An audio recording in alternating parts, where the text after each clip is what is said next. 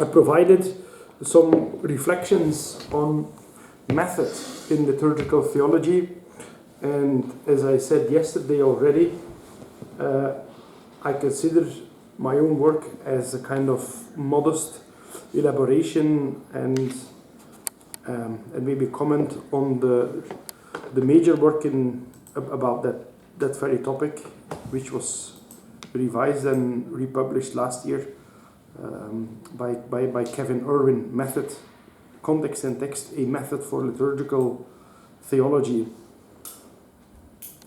I also said that I think that liturgical theology needs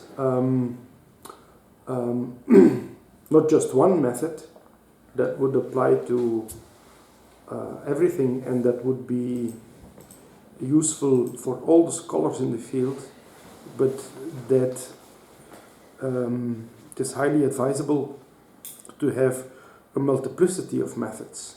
And I would also theoretically defend a methodological pluralism in liturgical theology. Now, before I go into some more detail, I would like to say that I understand method in a broad way. And method for me is not just an application strategy that promises you that you will obtain results if you apply a certain protocol. In other words, here is a text, here is a method. If you take the method, use the text, baf, you will have results. I do not conceive of method in that way. I conceive of method in a broader way, namely in method is what justifies and clarifies for others what the individual steps have been that you have taken to come to your own insights or to come to your own results. In other words, method for me is something more encompassing. Method is actually allowing the other persons that are interested in similar issues that they also can acquire insights or obtain results. So basically, method for me stands for the accountability to which any discipline or theory is obliged. And the most profound reason, in other words, why one needs method, because sometimes I think that every academic scholar, not only in theology, but every academic scholar is preoccupied with method, and every scholar encounters difficulties with the method and has to reflect on method at a certain moment. And if they forget about method, it's usually not a good sign. It's better to struggle with method than have no method at all, or just to give up on method. So method is I think rooted in the common awareness that one needs to be able to tell others what one has done and how one has done it. So method excludes solipsism, and in that way method can never be something mystical. That, in other words, that depends only on the one person who has had the insight. And also mystics, by the way, would actually share with others what they have experienced and try to put into language. Although their experience is beyond language, beyond any language, they would still try to use language to make known to others what it is that they have experienced. But it is dependent on them alone. That can never be the case with method. Method is always something that we share. And method is always there to communicate and method is there to allow for transparency. And that, I think, is intrinsically, but I will not deal with it in a more philosophical way, although that would be possible, but method is essential, I think, to reason, because reason is also the human faculty that allows you to communicate insights to others and to be transparent about what you know and how you have come to know it. What I think is what I've done in the book is actually limit the scope of the general problem of method, and I've limited the scope pertaining to method to the problem of the access to liturgical reality. And maybe I should explain what I mean by that. Liturgical reality for me is something broader than just actually celebrated liturgies, services, prayer services, Eucharists, Lauds, Vespers, all the sacraments, all those things. I think that liturgical reality is somehow broader. It has to do with the operationality of God's salvific mystery in and through time, as established primarily, but not exclusively, in those individual rituals, sacraments, prayer services, and so forth. Now, the question that I deal with when I reflect on method is how can we access that liturgical reality? How can one approach it, enter into it, become part of it, observe it in such a way that it allows one to develop theological insight about it? And here you see that for me, method is differently conceived of in comparison to other theories on method that take as a point of departure a very strict opposition between the subject and the object, whereby the subject that is investigating must stay at a distance of the object. I do not conceive of method in liturgical theology according to that lines. I think it is essential that you enter into liturgy in a way that you leave behind those strict subject-object oppositions. And I think, and here is the basis actually for my methodological pluralism, the basis for that is not that I am as such in favor of pluralism. That's not the point. It is because of a phenomenology of liturgical reality that I would defend a methodological pluralism, because I think it is possible to enter into or to become familiar with liturgical reality according to many different ways. And it is not the case that one is to be preferred over against other ones. I think that liturgy can be accessed through the scenarios and texts that people use when celebrating it. And here you can think about what was shared yesterday by our colleague when he was asking the question about what happens with the dance after the dancing, and that is then the text. So I think that is of course a primary way of entering into liturgical reality, that's looking at the scripts and at the texts that people use when they gather for liturgy. And I think that liturgical reality can be accessed through those texts that are used now, but also through texts that were used in the past and that are no longer used, and by making comparisons between them and so forth. I think that this liturgical reality can also be accessed through reflections and studies that are written by theologians.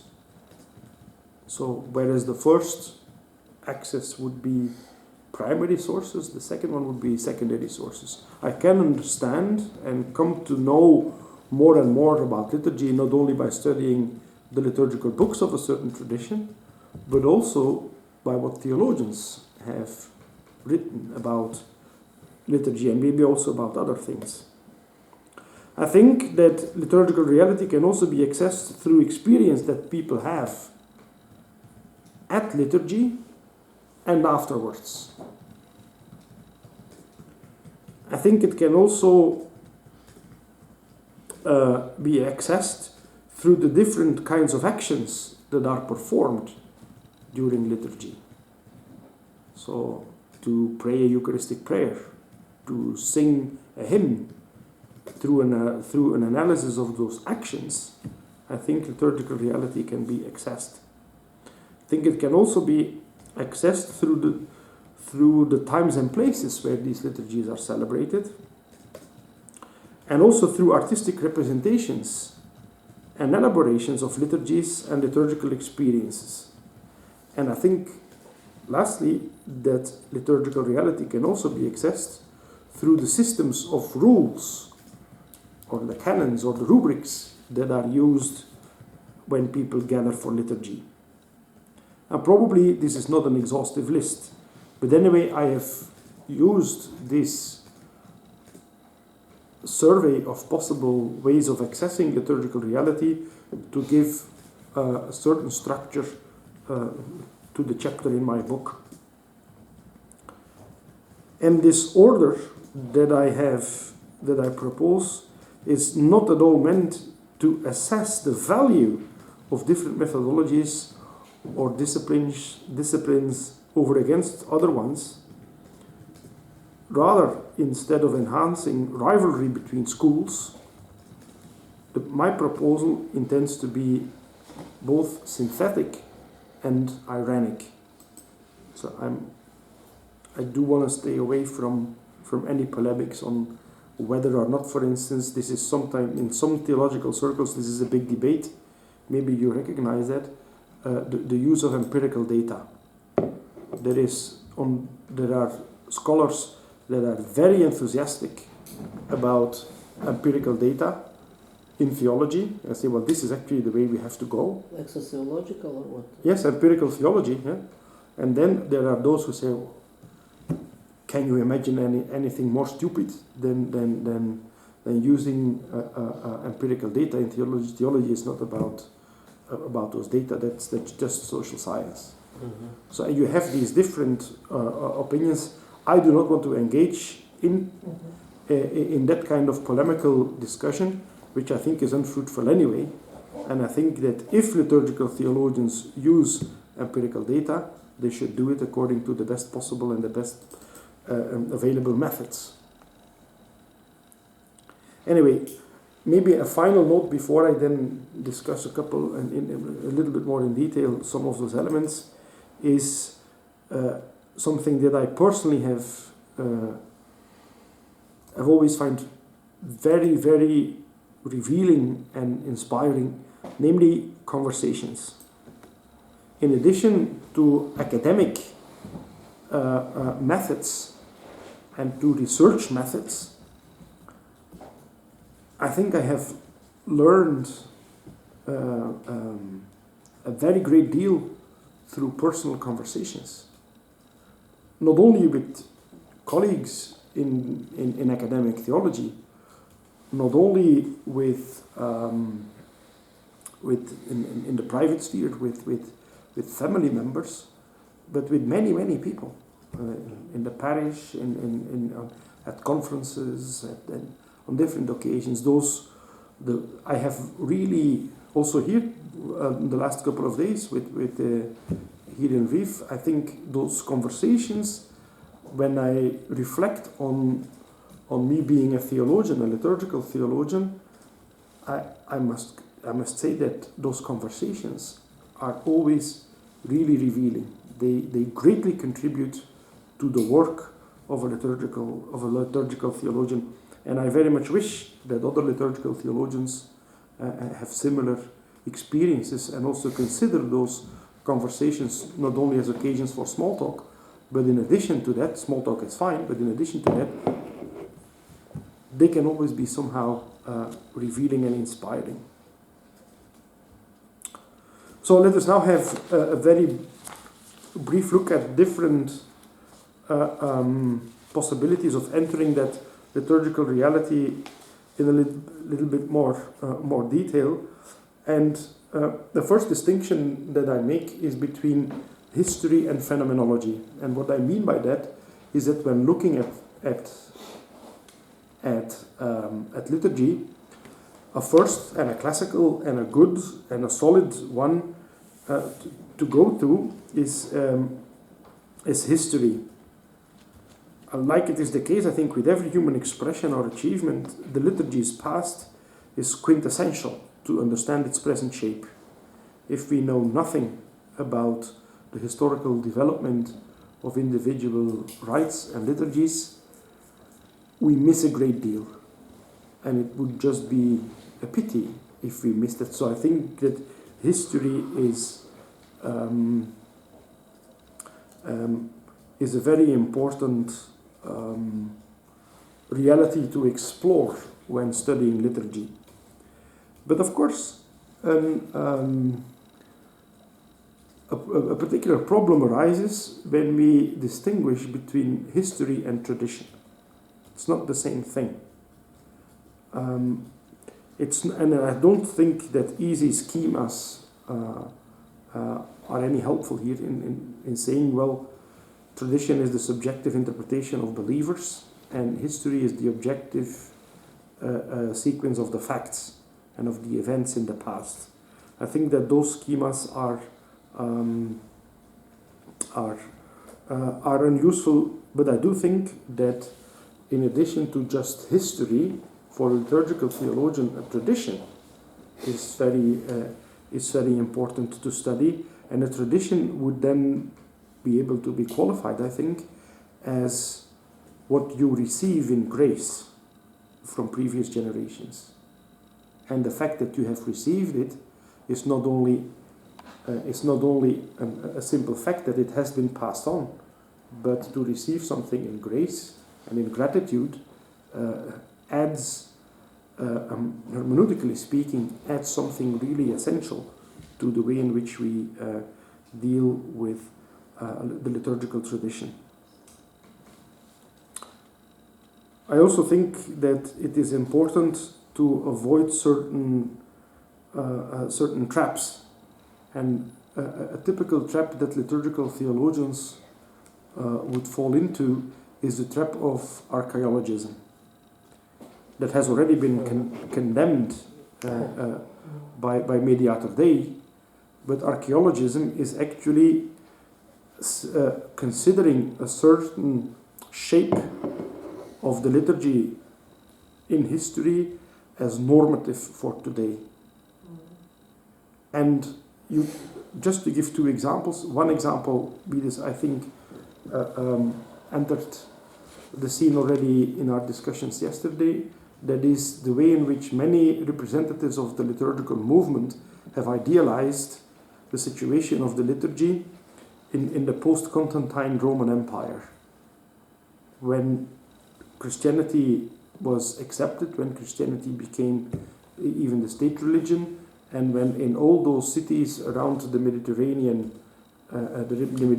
Sea, there was a flourishing liturgical life with bishops who gave beautiful mystagogical catecheses and so forth. And to see that as the golden age of the liturgy, the late 4th century. I think that to continue to consider that as the archetype of what liturgy should be today can only lead to illusions and disillusions. And academically speaking, that is making the mistake of archaeologism.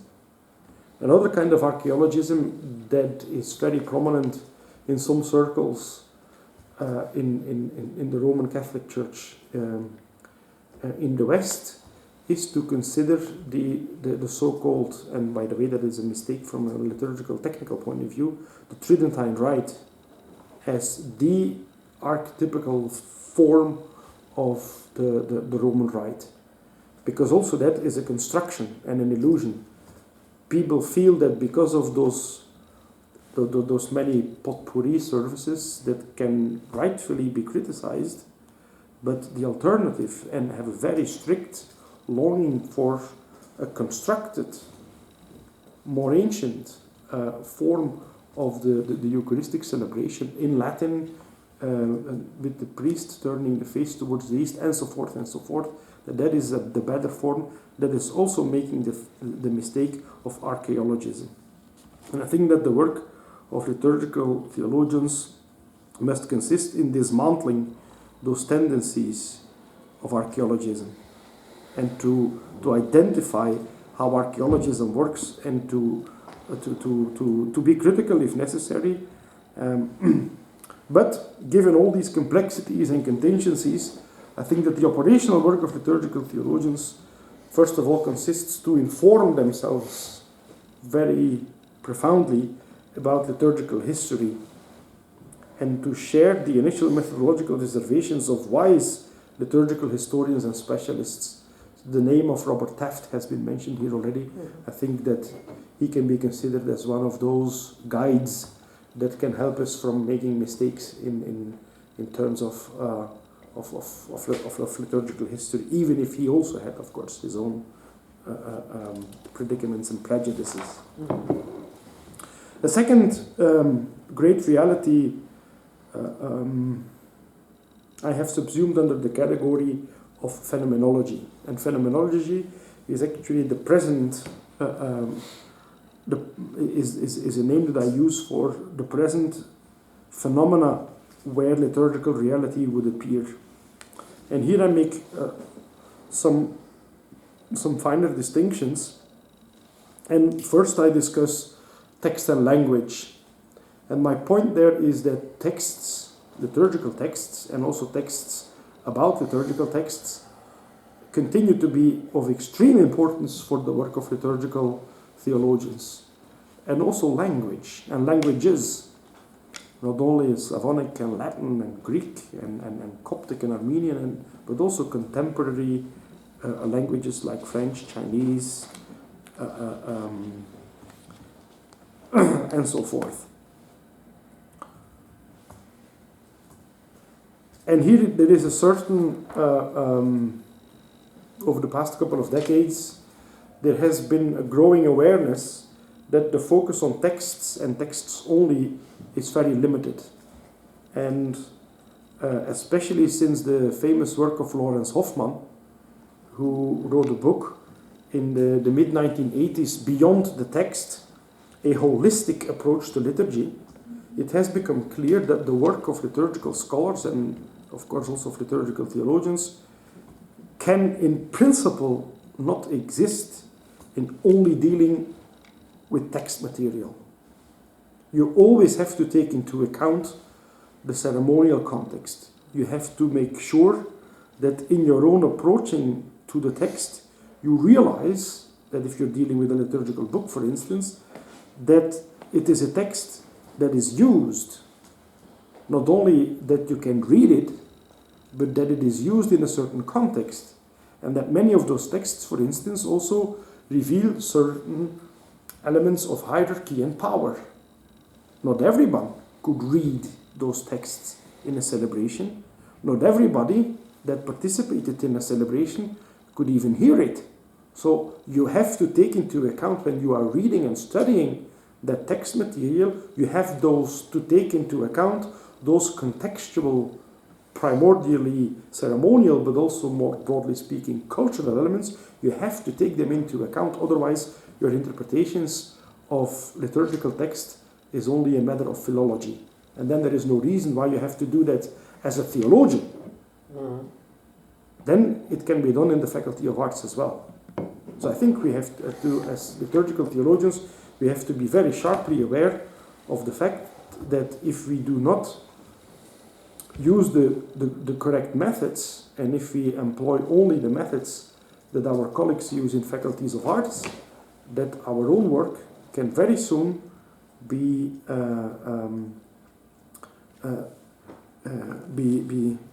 obsolete and taken over by other people who are also very good scholars.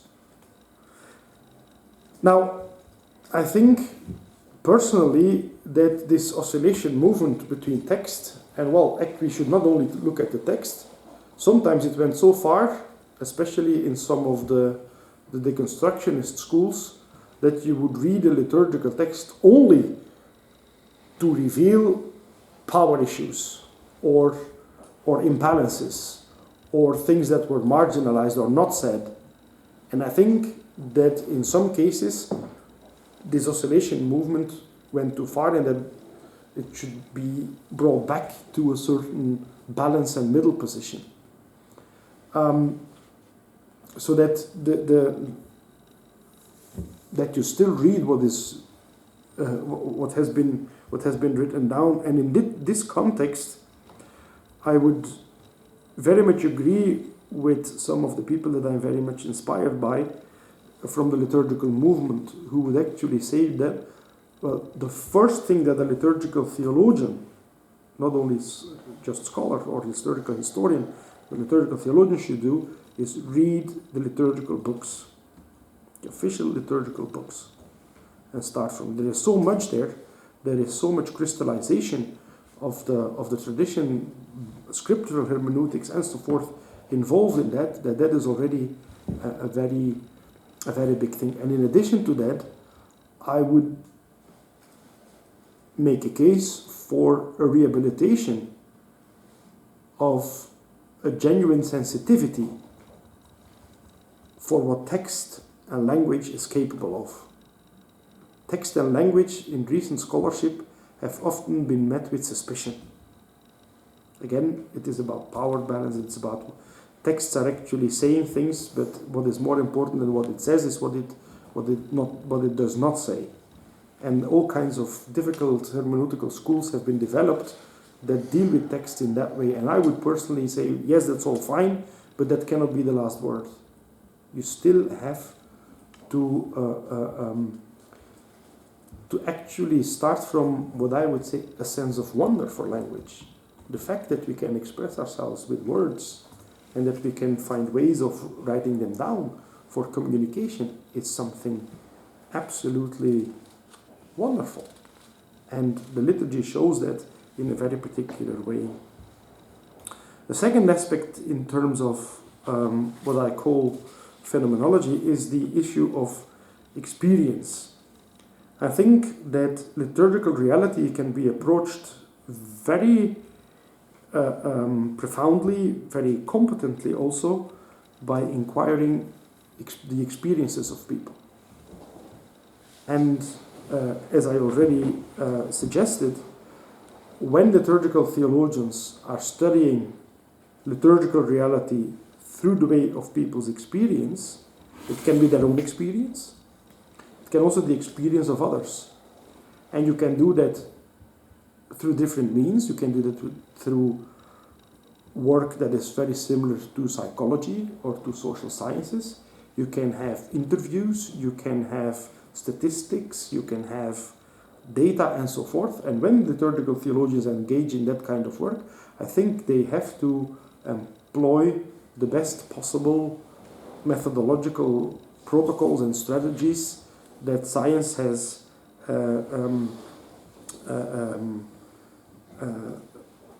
disposes of at the moment. So I think that the experience of people is very, very important to get to know and to get to know better what liturgy is and what liturgy is all about. A third element would be material representations. And those material representations of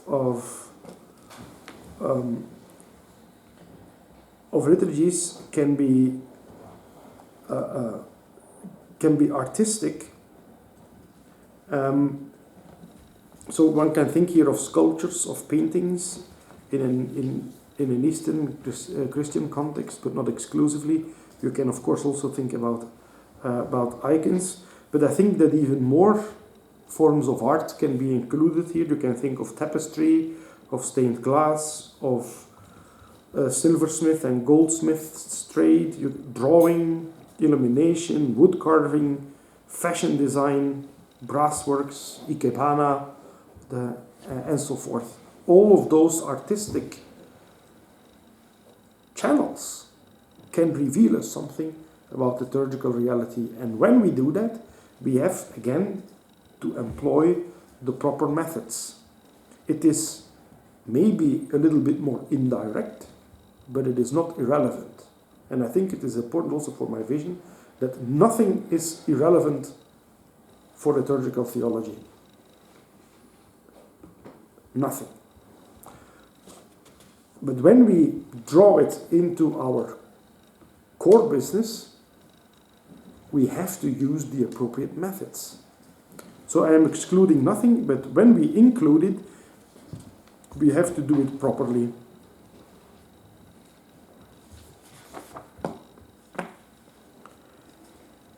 Another element that I think we can approach liturgical reality through is the dimension of music and of feast, and also of the buildings where we celebrate, because they are, I see them actually as constitutive of liturgical celebration. Think about what I said yesterday about the topographical approach.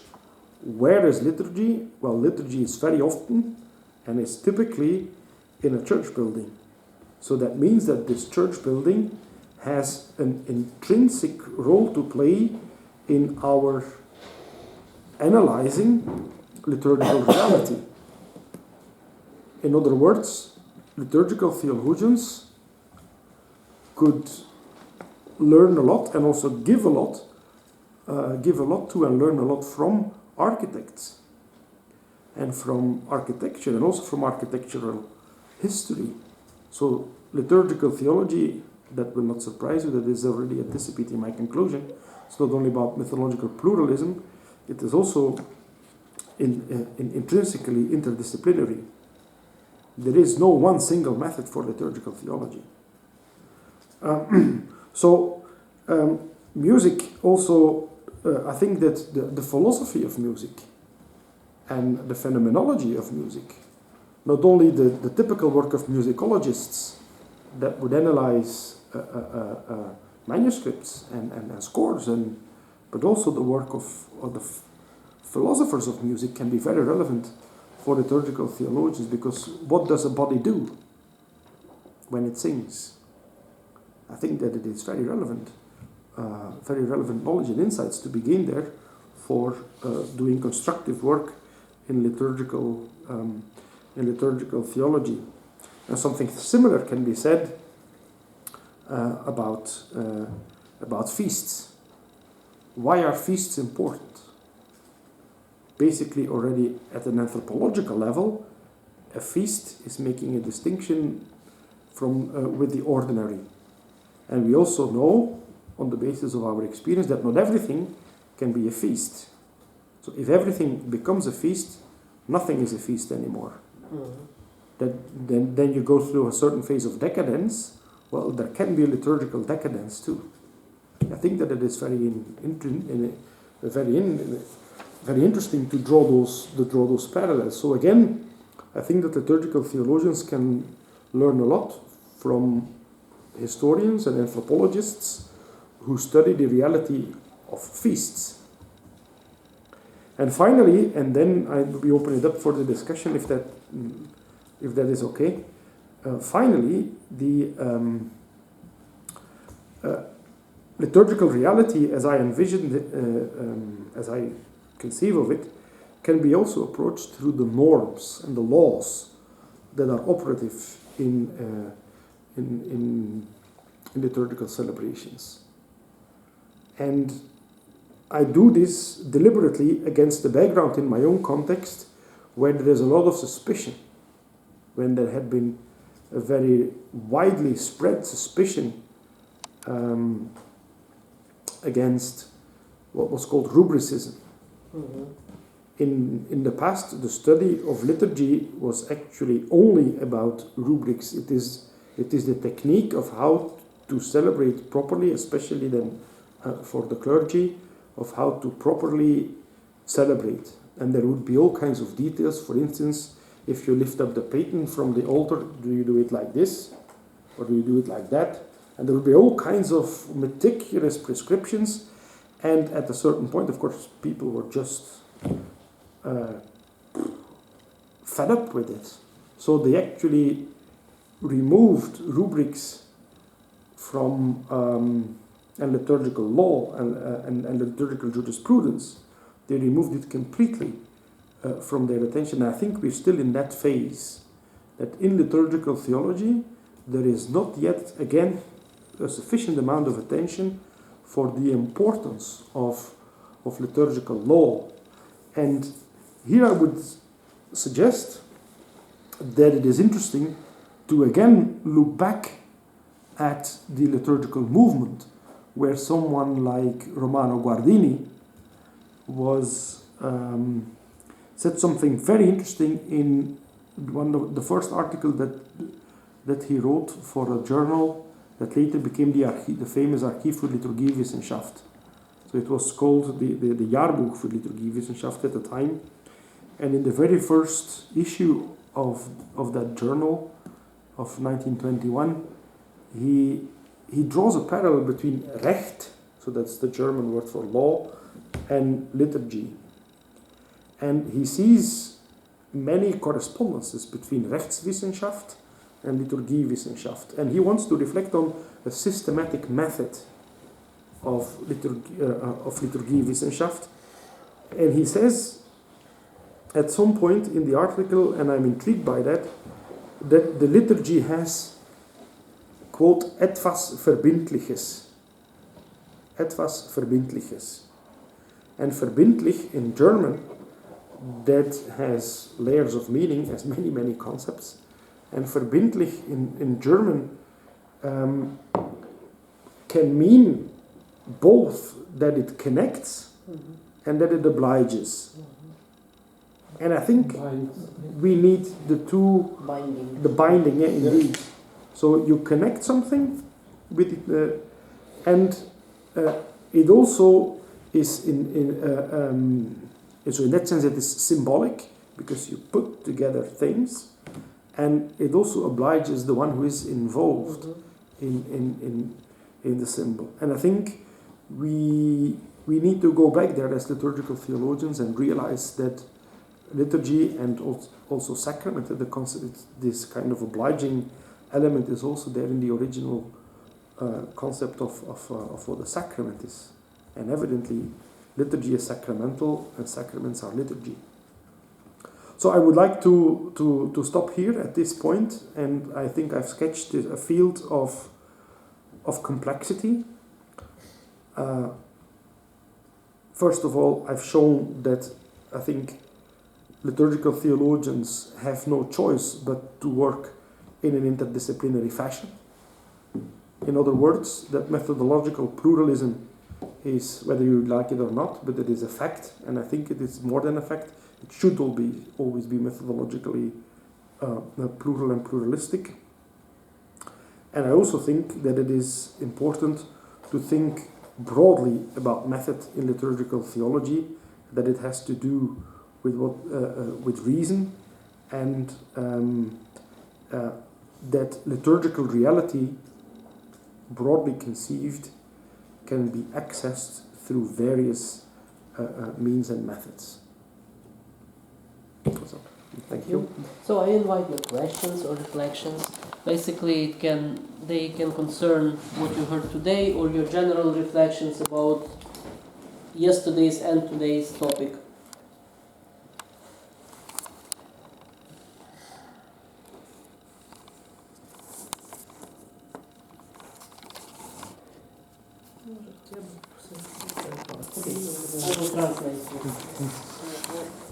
Мені здається, що це питання стосується всіх трьох днів, хоча вчора я не був присутній.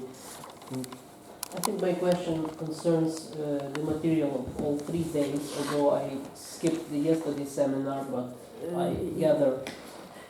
Я не знаю, чи ви зупинялися на темі символів літургійних і їхнього значення.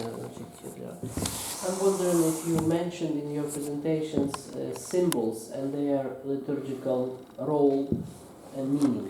Бо мені здається, що це те, що об'єднує і східну літургію, і західну літургію, бо всі вони використовують певну мову символів. Because this is something that ties together Western, Eastern liturgy, because all of liturgical traditions of Christian Church use language of symbols.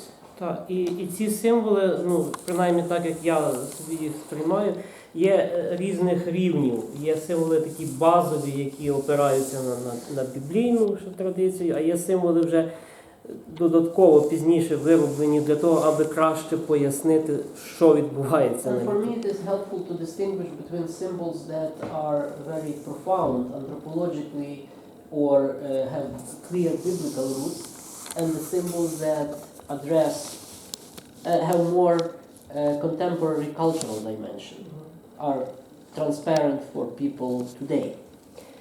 І мені здається, що сьогодні багато людей, які хочуть зрозуміти літургію, краще відчути її, мені здається, ставлять найчастіше питання про ці символи, про їхню роль і про їхнє значення. And to me, most of the questions that people have today regarding understanding the liturgy or translating the liturgy into understandable language, most of those questions concern the symbols.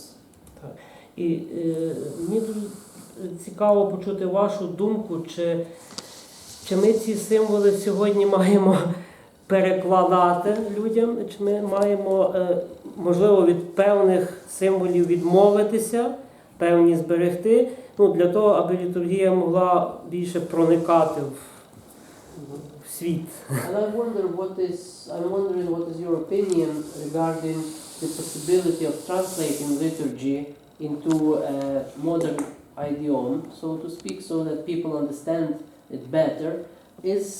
Is it a good idea to change the symbols that are too narrowly cultural?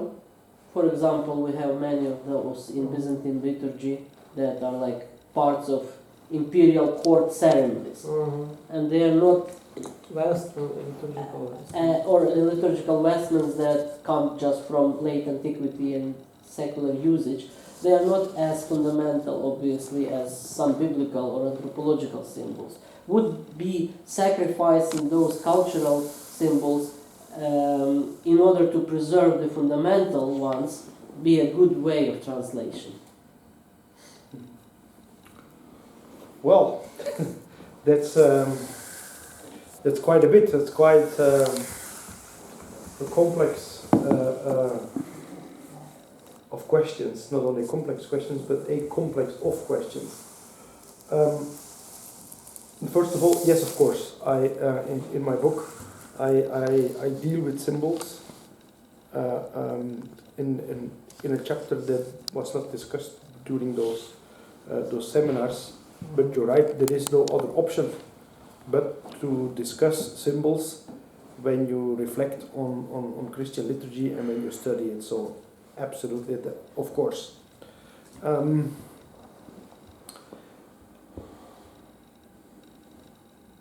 However, let me say this first, there is I think in liturgical scholarship and in liturgical theology, we're still in what I would call a symbolic paradigm of thinking, which includes phenomenology and hermeneutics to interpret symbols. Everybody agrees that symbols are absolutely key to understanding the liturgy, and that the specific kind of logic that symbols bring along, and that may differ from purely intellectual or purely rationalistic modes of thinking and of interaction are limited, so that you would need to have symbols. And in addition, rituals are seen as, and I think rightfully so, are seen as symbolic actions. So in other words, that rituals are enacted symbols, whereas a symbol is something static. A ritual is an action, but an action in such a way that it carries and expresses profoundly symbolic realities. So I think that is important to consider as a kind of preliminary. Now, in that symbolic paradigm, there are different positions and different interpretations and different theories about symbols. And in my own thinking and research, I've come to a point where I would side especially with those who defend a strong incarnational interpretation to symbols. And it is not the easiest way of dealing with symbols, because what many people actually usually understand by symbols is actually only a metaphor. Mm-hmm. It is expressing something different through, it is expressing a certain reality in a little bit an uncommon way, but which immediately sheds light on the reality. And I think that it is important to distinguish between metaphors and symbols. So to say, for instance, that Jesus Christ is the shepherd, the good shepherd, it's a metaphor. Mm-hmm. It becomes a symbol if it is very strongly incarnate in material reality. But as an image, it is only a metaphor.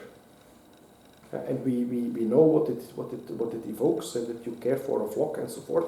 It evokes a lot of things. It's something similar as saying that the camel is the ship of the desert.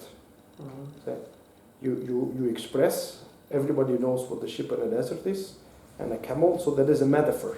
Mm-hmm. It's not a symbol. The strong incarnational theory of symbols does actually draw an important distinction between signs, metaphors, images on the one hand, and symbols on the other. And they would not easily be inclined to see much overlap between these different realities. I'll give you an example. The strong incarnational theory of symbols very pointedly insists on the fact that symbols cannot simply be invented, and that symbols can also not be replaced. Mm-hmm. Why not? Because a tradition and also individuals feel very much attached to the use of symbols, and symbols symbolize on their own. They do not symbolize because we agree what the meaning of it is, because they do symbolize and they have a certain independence. In other words, whereas the use of images and the use of metaphors is by and large actually dependent on social convention and on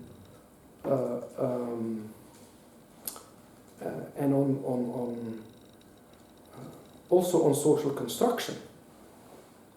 The meaning of symbols goes ways beyond social construction and social convention, and ways beyond possible means of expressing that in language. For instance, if I give a bundle of red roses to my wife, you can explain what it means. It means that I love her, or it means that I ask forgiveness for something, or whatever. But you can explain what it means, but nothing of those linguistic rearticulations really express what the roses themselves mean. It is beyond the use or the translations into other discourses. And I think that this beyondness of symbols is really important. I do not the same thing when I give chocolates to my wife than when I give roses to my wife. In both instances, when we translate that into ordinary discourse, it means I love her. Mhm. But it's not the same thing. So I think that the particularity of a symbol and its materiality is absolutely important. And therefore, I would have the strongest reservations of replacing liturgical symbols. Before you do that, you have to do a lot of homework, and not only you, but also the work must already have been initiated, I think, in a generation before you, and maybe it will only be accomplished in the generation after you. So, in the terms of liturgical developments, I would be very much reluctant of within one generation of changing or replacing symbols. Not out of a kind of conservatism, but out of a certain awareness that if you can very easily replace a symbol, then maybe it's not a symbol then. So, and I really understand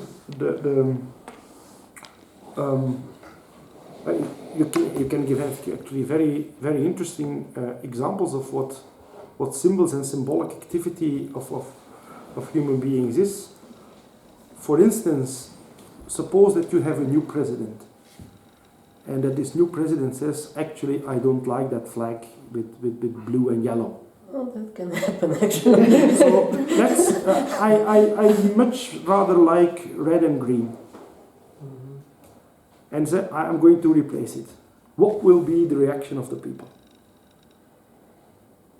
They will. It's not so. There is attached a flag has always symbolic meanings, and if you do that, then before you cannot simply replace the one by the other because you like it. And if you do that, either you're a dictator, also a dictator in other areas. You can actually be a dictator in the liturgical realm if you think that you can very easily replace a symbol. And there are differences, of course. There is symbols are always part of a symbolic network, and there are some core issues in the symbolic network. And I would consider, for instance, the cross as one of the core symbols in Christianity. Suppose that you say from now on we do something different. We do like this, and we do no longer like this or like this. Suppose that out of social convention we agree that this actually shows much better the heaven and inclusiveness, and we can find all kinds of means of doing this. But would we do that? Or it's not because I think that it is better and because I can convince you and maybe you that we are going to enforce it. That will not work. But if I may add, I appreciate what this distinction Maxim made between like biblical or metaphysical or anthropological symbols and very culturally defined, because certainly in Byzantine liturgy we have a lot of those, and you also have in the West. So of course, like the symbol of the chalice is very significant, or symbol of the fire, and it's a terrible thing to substitute, say, a burning candle with an artificial lamp bulb, which is done actually, but this is something like killing the very significant symbol. But then there are symbols like the bishop clapping your cheek at the, which is very superficial ritual of feudal society, and in Byzantine liturgy we have plenty of those that are just reminiscent of very exotic, I would say, peculiar habits of Byzantium in the 9th century or something like that, which doesn't mean much to the people and is not so profoundly neither biblical nor anthropological. There might be some, and they actually obscure the liturgy, because nobody has a problem with the symbol of light or fire or even incense. This is kind of, people understand that. But if you see this endless building up of symbolism, especially in hierarchical liturgy, if you have in the East all these strange carpets and pieces of cloth being put on and on the top of each other, I'm not sure if you can persuade a modern person to actually take this symbol seriously as bread, wine, water. Well, I haven't really addressed those elements, and I think that within a symbolic network, I think sometimes it becomes obsolete. They're no longer of use. And so to take up the example of those vestments, well, some of them do not only reveal elements from the imperial courts, but some of them also have additional biblical, for instance, like an alb, that of course it's not common clothes or something of the Roman citizens and so forth, a chasuble that comes from there. But there are additional meanings that are also that are not irrelevant. However, historical consciousness can develop in such a way that some of those gestures and some of those vestments and some of the other material things that you would use in churches and liturgies become more or less obsolete, or that, even worse, that they run counter to the message of the gospel. And then, of course, the historical and theological consciousness of a certain people at a certain time must give priority to the demands of the gospel and not continuing against all odds with signs that demarcate certain privileges. And here I would then rely on the wisdom of scholars who have reflected profoundly about liturgical enculturation. And the major name that comes to mind is, of course, Ansgar Chupunko. And he says that in liturgical enculturation, you always have to take into account leadership and pastoral discernment, but also very good historical scholarship. Because sometimes we want to do away with things that we think have a certain meaning, but from a historical perspective, we are wrongly informed. So, the most important thing about liturgical enculturation is the church has never done differently, but there has always been liturgical enculturation. But the most important thing to realize is that it takes time. It takes a lot of time if you go through a certain a very beautiful example from Chupunko in terms of liturgical enculturation is that in the Roman Rite, it is common that, and I think that it's the same in the Byzantine Rite, it is common practice that the priest and the other ministers would have communion first, and then distribute communion to the faithful who are attending the Eucharist. Now, in Filipino culture, and Chupunko was from the Philippines, this is something that a house father, culturally, when other people are invited, would never do. He would always be the last one to take the food. And after historical research into the rite of the distribution of communion, of pastoral discernment of bishops and scholars and theologians and ordinary people, they have applied to Rome, that's how it goes in the Roman Rite, and said, actually, for the Filipino context, we would like to do that differently. And that is now in many dioceses in the Philippines. That is the rite is the same, but the order of communion has changed under that influence. But that requires that you think very carefully about symbols, and that you take into account the anthropological reality, the cultural background, and so forth. So I would suggest that if some of those vestments in the Byzantine Rite express too much of a bygone era and too much of irrelevant distinctions between baptized Christians, well, that you can go through a process of reflection and discernment, and in the end decide, well, look, we will no longer use these. Maybe they are of use in a museum, but we will no longer use them. I think that that is something that a Christian community can always do, but never frivolously and never without giving due attention to the many meanings and the layers of meaning that are involved. Ask about we talk about incarnation, the significance for Christianity, and about connection with social dimension, social political dimension of society. Liturgy, theology, I hope have this wide vision that social dimension is also significant for explanation of liturgical theology. May you explain that topic or not? Well, I agree. I agree with that there is a great social relevance of liturgy, and I do think that liturgy has always a kind of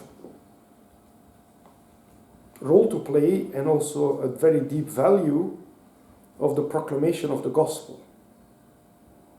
And the proclamation of the gospel in any culture means that you put under criticism certain developments. In other words, I think that there always is something countercultural to liturgy and faith and gospel.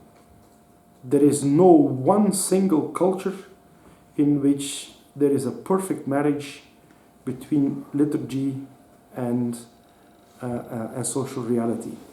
And if that is the case, then it will soon turn out that it is a big disillusion and a big illusion. So, and I also think that in certain cultural contexts where Christianity is still the strongest religion in the society, that there is always a risk there to take for granted certain cultural patterns to continue the faith, to pass on the faith, to defend the faith. But I think that what we learn now, particularly in Western Europe, is, well, don't count too much on cultural and social evidence for the gospel and for the liturgy, because those cultures can change drastically, and you can very soon be very disappointed if you counted on culture to actually defend the faith or Christianity. That's the risk. The literature is as much literature now. That's the risk of Christendom, where there is this almost natural, I think it is never natural, but almost a natural marriage between culture and faith. I think it is important that theologians continue to see a difference. And then I come back to the social relevance of the faith. The social relevance of the faith is actually to proclaim gospel values.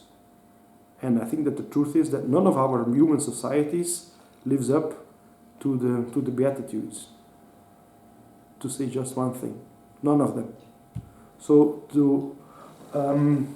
I think that the continuous relevance, social relevance of the liturgy depends more on the gospel and on the content of the Christian faith than that it has anything to do with the cultural acceptance and acceptability of Christian convictions and of Christian communities. I also think, in addition to that Christian liturgies do have a social relevance in the sense that when you compare them to other similar phenomena where people gather for a common interest, that and that are somehow ritualized, that liturgy, purely phenomenologically speaking, is a really intriguing event. First of all, it's for free. When you go to football, you usually have to pay for a ticket. Football is a game that's also there are also some rituals involved in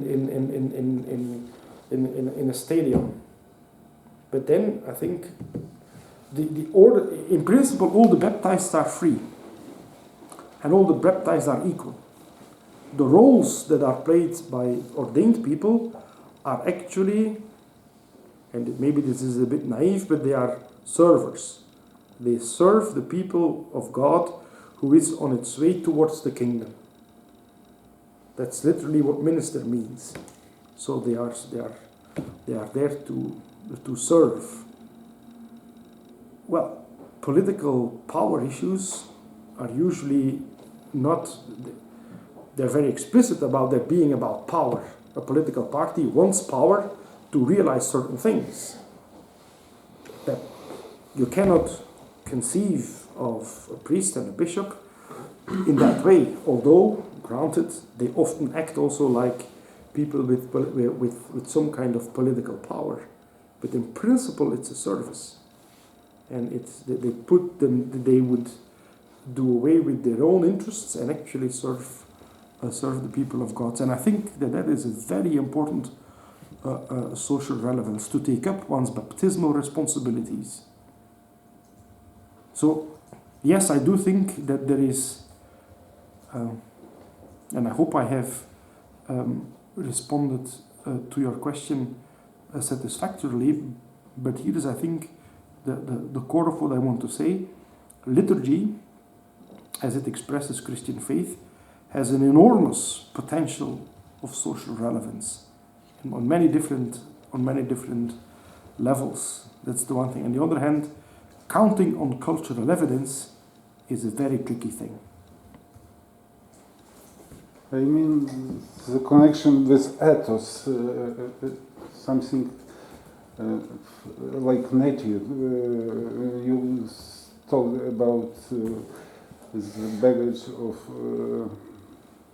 grace, like gratitude, and it's for me very significant to compare something, to consider this aspect of social justice, Yes. the realization of mean of power. What does it mean? In different society, it's very different. So it means the different level of incarnation of God for me. Yes, I would agree with that. Yeah. So it's true that, and there is some beautiful also spiritual literature written about that, indeed about the kind of attitude, the ethos that is required in the liturgy, and how it then can be extrapolated and continued beyond individual celebrations. That an attitude of attention, first and foremost, like there is an attention, ideally speaking, that we are not distracted in the Eucharist, but we have our attention, our full personhood involved in what's going on. We're part of it. That we behave in a similar way to other people that we meet, regardless of the social roles that we play as teachers, as workers, as people with different kinds of employment, with different roles also in families, in whatever. So I think that it is important to reflect on how the liturgy after the liturgy is actually connected to the liturgy during the liturgy. And you are correct in your basic assumption that there is an ethos and a mentality there, and much to draw from an ethical and a moral perspective that can then be applied and extended in other areas of our lives. Okay. If there are no more questions, I thank you very much, Professor, for this very stimulating and constructive experience of the seminars and the colloquium. I think we have learned a lot, and even more we think we will continue thinking in a similar direction, and I hope that these seminars will lay the good foundation for further dialogues and exchange of opinions both inside our liturgical and theological team, and hopefully in future also some type of collaboration with your faculty or with you personally in some research projects or conference or anything. So that's why we do this exchanges. Thank you very much. Thank you.